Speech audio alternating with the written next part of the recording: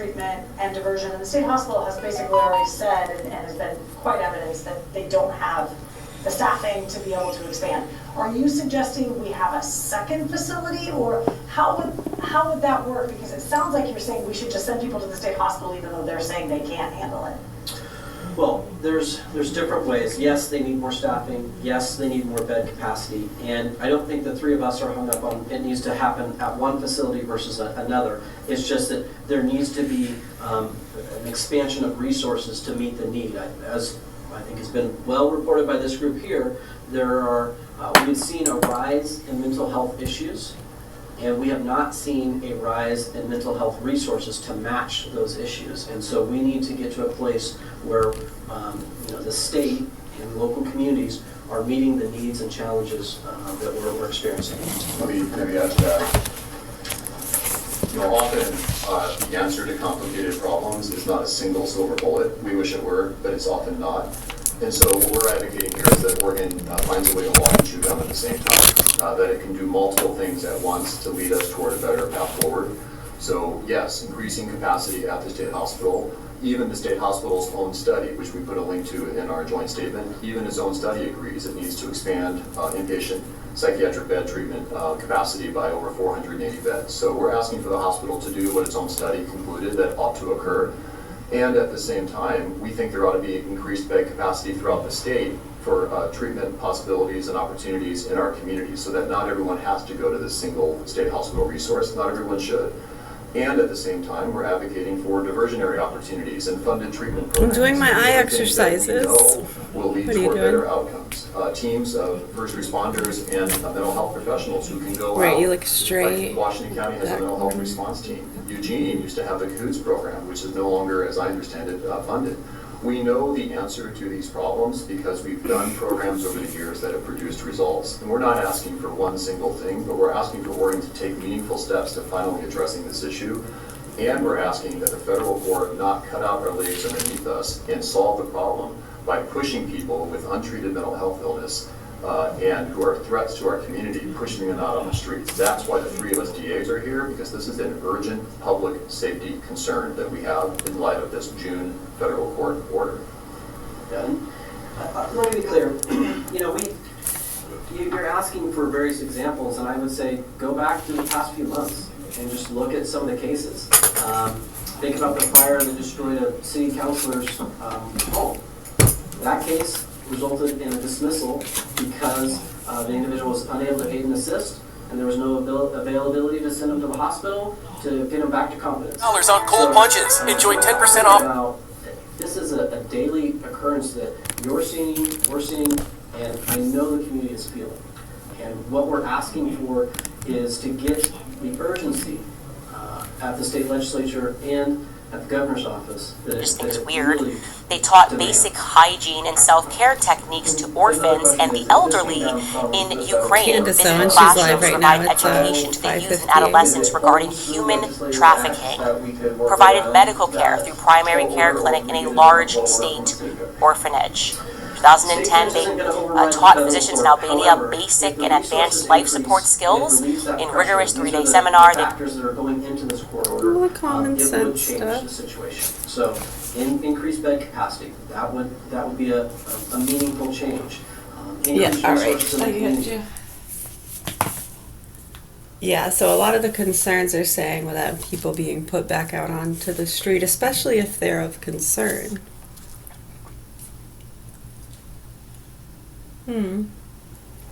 To who? Right, so a lot of the concerns are how some of the people who are sharing serious concerns of what they feel is threatening is bullshit. And they know that, and they just don't want to say, grow the fuck up, you entitled spoiled brats. Gene Simmons tried to tell you. I think so. I'm pretty sure. Among others, yeah. There's a lot of other ones too. Yeah, they're dead.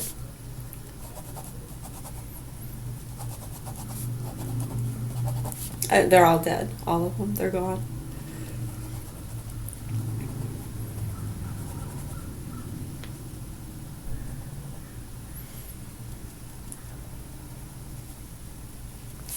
I'd tell you to ask their kids, but they're pretty angry.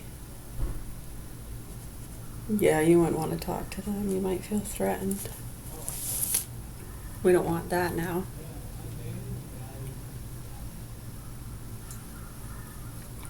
I can imagine. Do those hostages even know how to feel threatened, or are they just normalized to the abuse? It's so sad. Right, so anyways, not to get too off track, sorry. My children are in the hands of sick murderers, pedophiles, and they've been tortured and fucked for years. The abuse, these mentally ill fucks. You've seen the shit they do, yeah?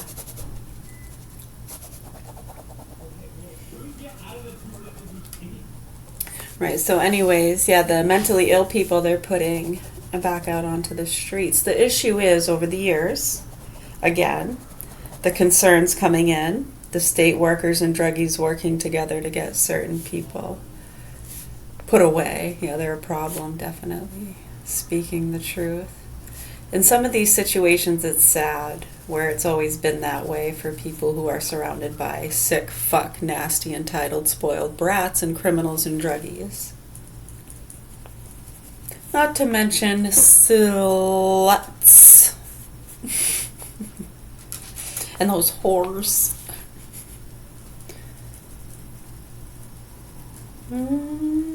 Is he still in his pea pants? Is he still in his pea pants?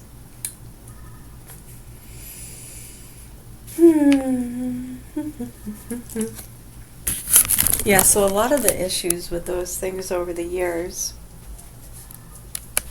is that when they put people back out on the street, the treatment plans, one that they're given, are oftentimes the problem. Yeah, they've been trying to explain this to them for decades. And then you have the whole war, with marijuana. Right, because most people that get mandated to take the psychosomatic drugs, yeah, a lot of them don't want to take them. Right, so it's gotten to the point where we have mothers who are counteracting their lethargic symptoms and other symptoms that they get from the SSRIs. They're mandated to take if they don't want to lose their children.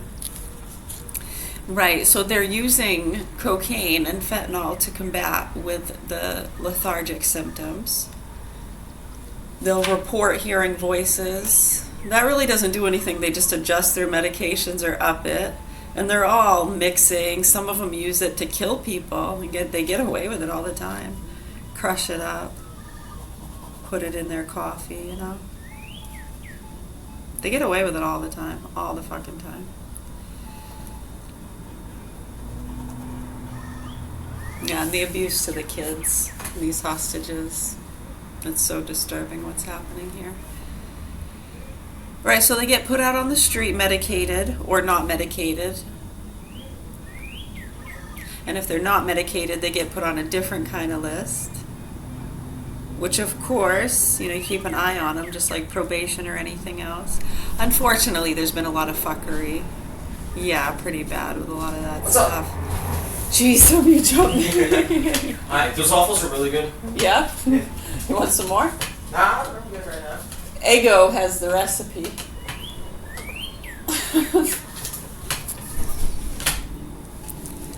He had Eggo, blueberry Eggo waffles.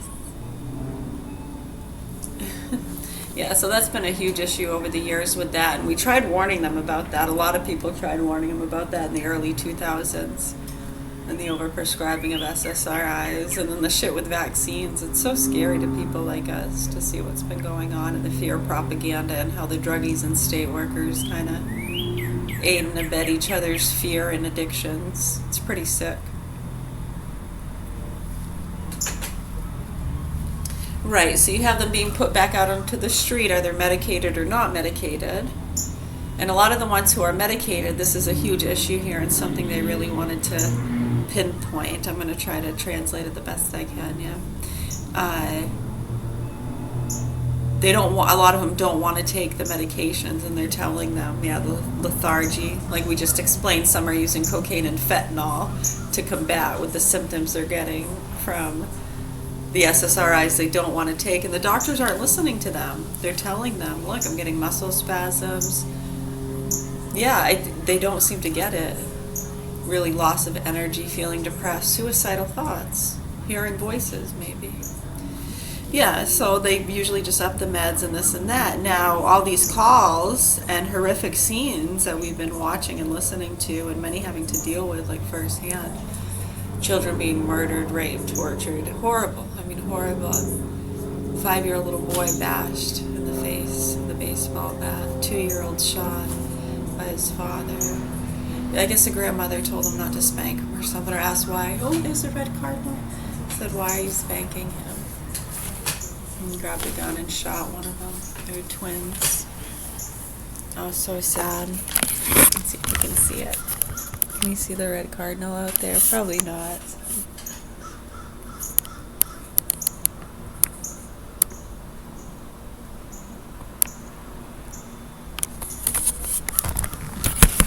Yeah, really, really horrible ones, and then right away they're saying, I was hearing voices. Almost right away. Thought I was fighting demons. Yeah, and many of them, unfortunately, some of them actually get away with it or get a lawsuit or the family gets a lawsuit. Yeah, I mean, often they'll be locked up, mental hospital or prison.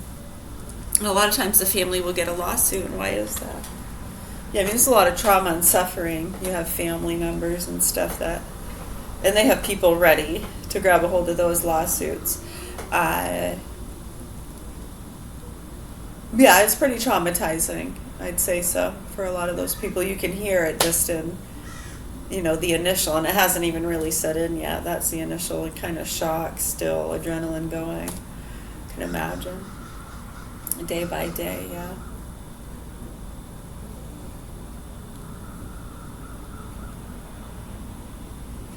Right, and then when they can show, because they'll show a record, look, they were complaining, they were telling the doctors. They were even trying to use cocaine and fentanyl to combat with the symptoms. They were telling the doctors. They didn't listen. They kept upping the fucking dose. Look how easy I just made that argument, and I'm just some stupid fucking retard. And trust me, they get way more into depth with things. They have lawyers ready to grab a hold of those cases. Just like the prescription drug, stipend program we talked about earlier. Yeah, it's pretty sick. Make a wish, folks. Make a fucking wish. But yeah, so those are some of the big concerns when it comes to the mental illness and stuff like that. Yeah, and again, keep in mind the people and folks and state workers and druggies making a lot of concerns at people like us speaking the truth. Over the years, since it got old, 2012, 2013, we were already sickened and disgusted by a lot of the people, including our own siblings who have moved away, Texas and Florida. And we told you about those microchips.